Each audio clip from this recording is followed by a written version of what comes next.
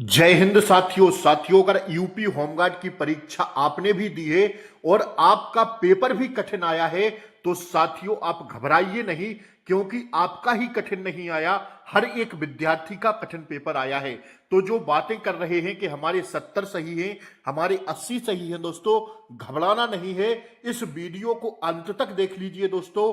अगर आपका 40 प्लस भी नंबर सही है तब भी आपका सिलेक्शन होगा साथियों। पूरी वीडियो को अंत तक जरूर देखिएगा। आइए साथियों, इस बार जो कट ऑफ का रूप है वो बहुत बड़ा बदलने वाला है। आप देख लीजिए दोस्तों, यकीन मानिएगा। महासर्वे के आधार पर मैंने रिपोर्ट तैयार की है। 41,424 वैकेंसी है और साथियों हम इसमें रिजल्ट तिथि को लेकर भी चर्चा करेंगे, तो अंत तक हर एक बच्चा क्लास में जुड़ा रहेगा। आइए साथियों, मेल हो आप फीमेल हो, आपका अगर इतना नंबर आ रहा है हम आपको बताएंगे अभी, तो साथियों आपका सिलेक्शन पक्का है। आइए साथियों, सबसे पहले हम लोग देखेंगे जो पुलिस प्रोन्नति भर्ती बोर्ड है, इसके आंकड़े जो जुड़े हुए हैं। आपको पता है दोस्तों कि कुल आवेदन जो हुए थे वो हुए थे 25,32,202 आवेदन। लेकिन भैया 6 से 7 लाख लोगों ने तो परीक्षा ही छोड़ दी और 19,29,000 केवल और केवल बच्चों ने परीक्षा दी है। और साथियों लगभग 6 साढ़े 6 लाख लोगों ने परीक्षा ही छोड़ दी। तो अब केवल कंपटीशन कितने में है?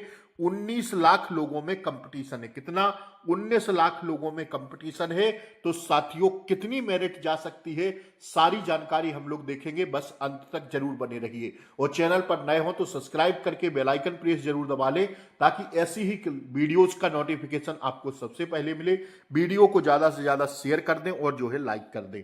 देखिए, अनुपस्थिति 6 लाख लोगों की रही है, मतलब कुल मिला के 75% लोगों ने परीक्षा दी है। 25% लड़के पहले ही वापस हो गए हैं। तो अब कितने में है? 1/3% में कंपटीशन है साथियों। इस बात को आप लोग ध्यान से सुनिएगा। आइए साथियों आगे हम लोग बढ़ेंगे। देखिए, जो आपकी परीक्षा हुई है इसमें प्रदेश के कुल 74 जिलों में कितने सेंटर बनाए गए थे? 1053 सेंटर बनाए गए थे। 3 दिन परीक्षाएं चली हैं, पर डे 2 शिफ्टों में परीक्षाएं चली हैं, मतलब कुल मिला के 6 शिफ्ट आपकी हुई हैं। तो नॉर्मलाइजेशन का खेला भी बहुत बड़ा आपको मायने रखेगा। अगर आपका नंबर 40 है तो आपका नॉर्मलाइजेशन 50 भी कर सकता है, और किसी का 70 नंबर है तो उसे घटाकर 60 भी कर सकता है। हो सकता है आपका सिलेक्शन ना हो बच्चा, और 70 आपका सिलेक्शन हो जाए 40 वाले का और 60 वाले का सिलेक्शन ना हो, क्योंकि बच्चा ये नॉर्मलाइजेशन पर बहुत बड़ा डिपेंड करता है। ठीक है बच्चा, आइए आगे हम लोग देखेंगे। देखिए, सबसे पहले थोड़ी हम लोग रिजल्ट तिथि की बात कर लें। आपका रिजल्ट जून 2026 के अंतिम सप्ताह या साथियों जुलाई के फर्स्ट वीक में आपका रिजल्ट आ जाएगा। तो आपका मई का महीना पूरा सेफ है। जून में मान के चलिए आप लास्ट जून में आपका रिजल्ट आ जाएगा। तो आप अच्छे से फिजिकल की तैयारी को करते रहिए। ठीक है बच्चा।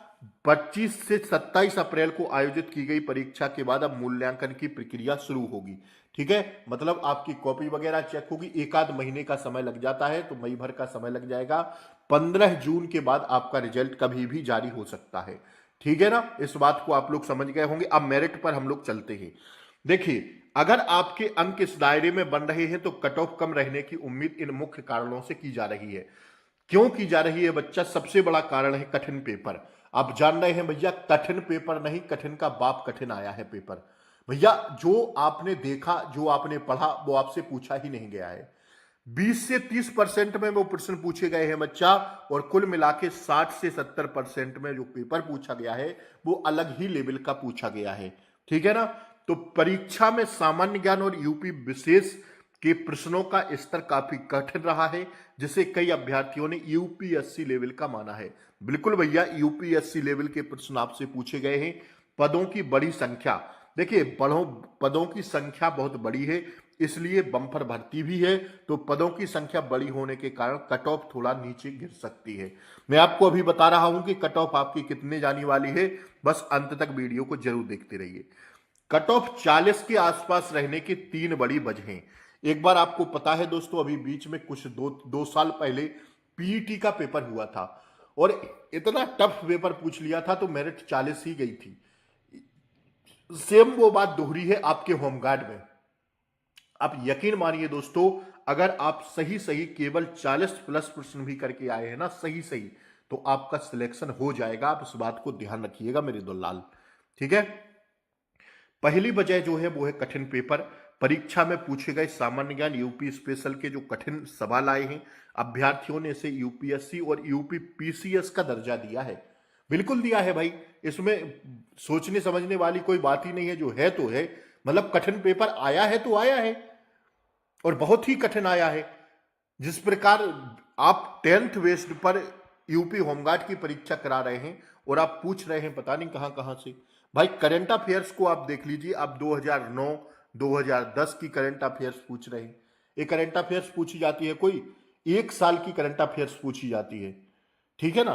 तो पासिंग मार्क्स का नियम जो है, विभाग के नियमानुसार लिखित परीक्षा में आपको 25% अंक चाहिए, लेकिन 25% नहीं, आपकी मेरिट जाएगी बच्चा। 40 से 50 आपको रहना ही है परीक्षा पास करने के लिए, और इतना आप लोग कर दिए होंगे, ठीक है ना।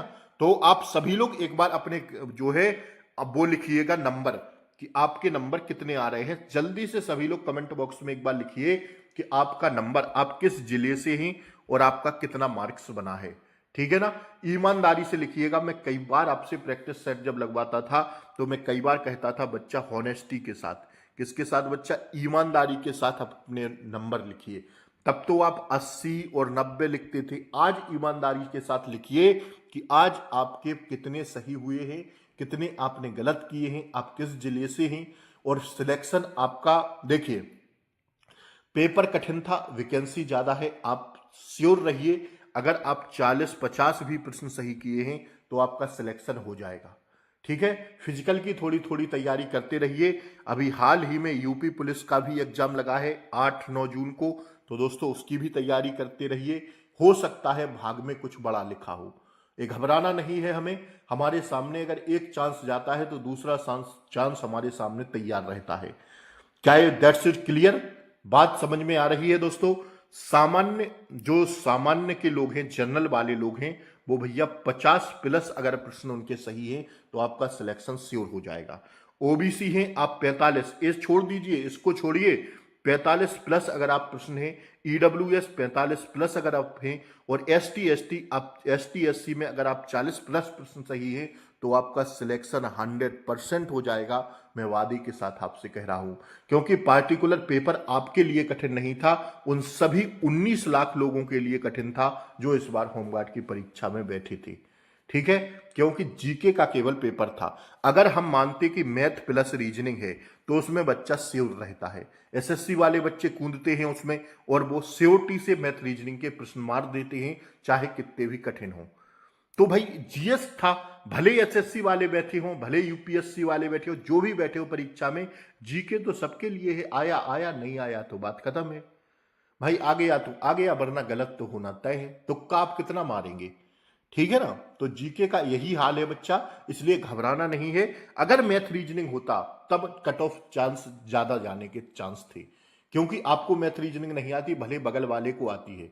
तो जीके में तो सबका वही हाल रहता है, इसलिए 100 प्रश्न उन्होंने होमगार्ड में जीके के पूछे थे। क्या इस बात से आप सभी सहमत थे, बताइए।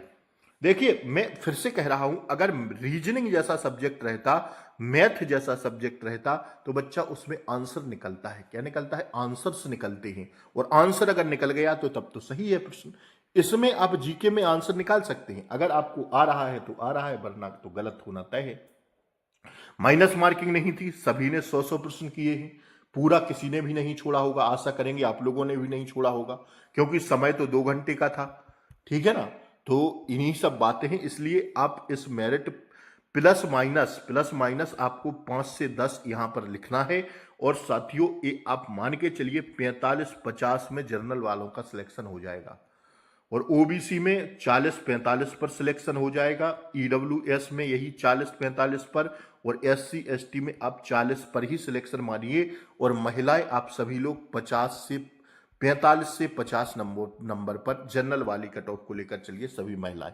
और ये हर एक जिले का यही हाल है, ठीक है ना, क्योंकि कंपटीशन तो हर जगह है, हर एक जिला में।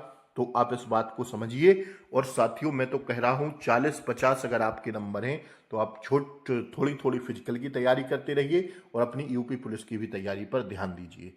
यही सब बातें थी जो आपको बतानी थी।